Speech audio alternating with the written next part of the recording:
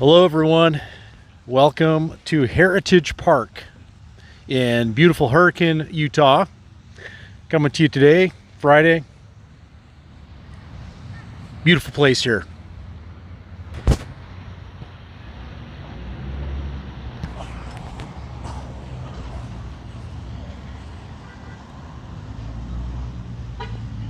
Beautiful place here. This is the kind of place where you can feel like you can leave your doors unlocked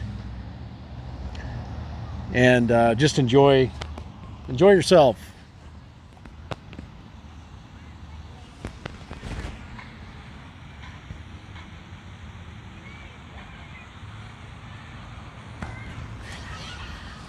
Beautiful park. You can smell the fresh cut grass. It's just been freshly mowed. Passing through today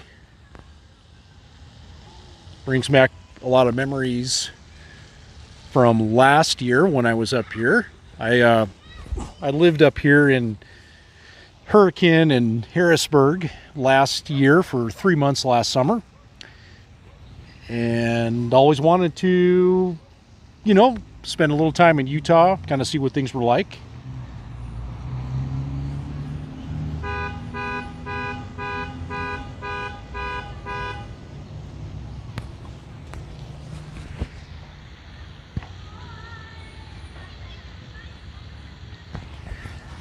It's a very family-oriented place. Not a good place for single people, but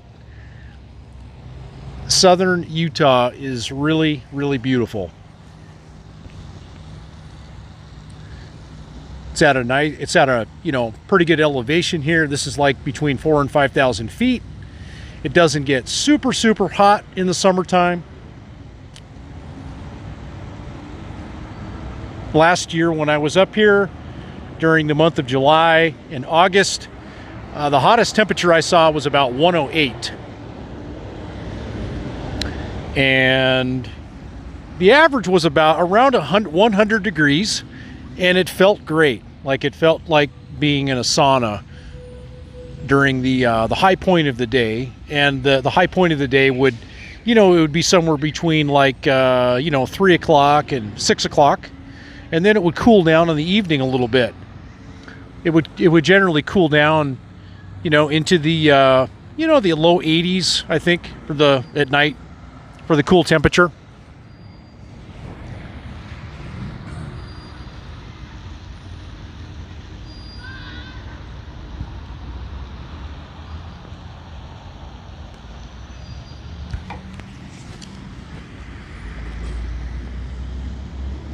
But it's a busy place.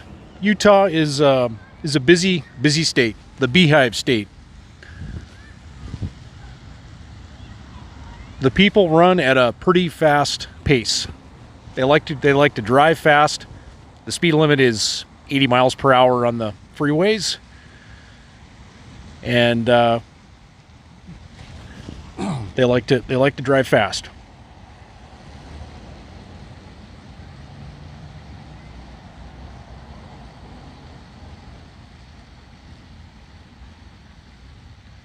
But yeah, the St. George area is during the summer months, so it was it was very hot, so it was too hot to really do much outdoor stuff. I mean, you could go out early in the morning and do things, but I found, if you like heat, it's a very doable heat up here in the summertime, in my opinion, in comparison to places like Phoenix or Las Vegas, where it'll go 115, it'll go 120, and at night, that's the thing. At night, in places like Phoenix and Vegas, sometimes it won't go below 100 degrees. It will stay there, which makes it difficult for some.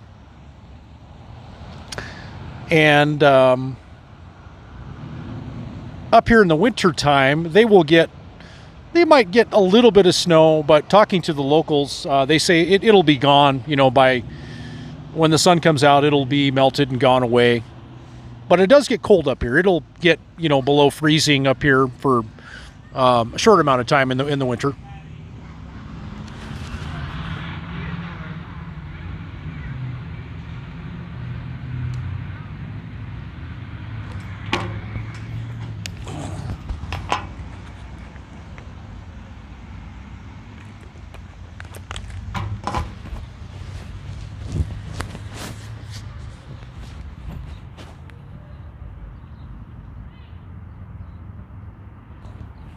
I have just been out driving around and seeing places, and I think I've got a destination in mind, and it's probably going to blow most of you away. But I have already talked about it. But it's just kind of come to my attention that I think the time is now. I think the time is now to decide and just do it.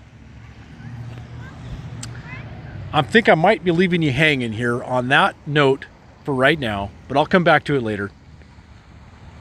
But I've just been out, I just traveled through Nevada. I just went up to Beatty, went up to Tonopah, and I went all the way up to Carver's. And then, if you can believe this, I drove all the way across the eastern side of Nevada, traveling through roads and highways that I've never been on before. I went to Warm Springs, which was a hot spring, but I didn't go in the hot spring. I really should have stopped, but I didn't. I just kept driving because that's what I wanted to do. I just wanted to keep driving. And I drove through some desolate highway in Nevada, which, for those of you drivers out there and like to just kind of be, if you're like me and you like to go to places out in the middle of nowhere, like, it is wicked cool, and it's beyond words can explain, in my opinion. I drove all the way from Warm Springs to Caliente to Panica, and then to Cedar City, and then right here to Hurricane. Beautiful drive. Again, traveling roads that I have not traveled yet. And I did see some really, really great places to go camping and boondocking in eastern Nevada over there, Caliente. Nevada is great because, you know, they're just, you can, you know, they have a lot of rest areas along these highways, and you can overnight park. There's no signs telling you can't. They're just very friendly. I'm noticing here in Utah, there's a lot of signs that say, you know, no overnight parking, you know, no trespassing in some of the rest areas. So yeah, Nevada is, I love Nevada. It's great. You can really just get away from it all. And there's really some, there's a lot of stuff, you know, there's a lot of kind of similar to Arizona. There's a lot of terrain, varying terrain. You can get pine trees, and there's a lot of exploring to do. If you're into overlanding and stuff, like, there's a lot of places you can go check out in Nevada. And there's a lot of history too. And that's kind of something that, speaking of history, I've been really getting into history and these places that I've been traveling through and studying up on some of the history, and more to come on that too, history. So it's probably one of the best things I think about traveling, you know, is you get to learn about all the different cultures as you go different places, cultures of people, different belief systems. And then when you dig deeper and you go into history, you know, such as what I'm doing as Native American history, your eyes really start to, your context just expands on what, you know, your reality and what you think is real, you know. This world, this reality that we live in now, it's not necessarily, you know, it hasn't always been this way. There was a time when money was not a thing. There was no money. You hunted, you gathered for resources, and in some cases you raided, and you took and you stole other things from other peoples. That's how things used to be. Hunter-gatherers. So yeah, it's yeah, guys, it's all good.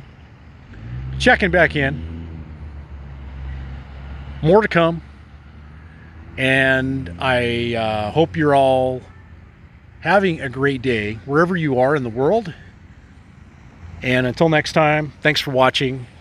I am Dalton, and I'm signing out. See you guys in the next video.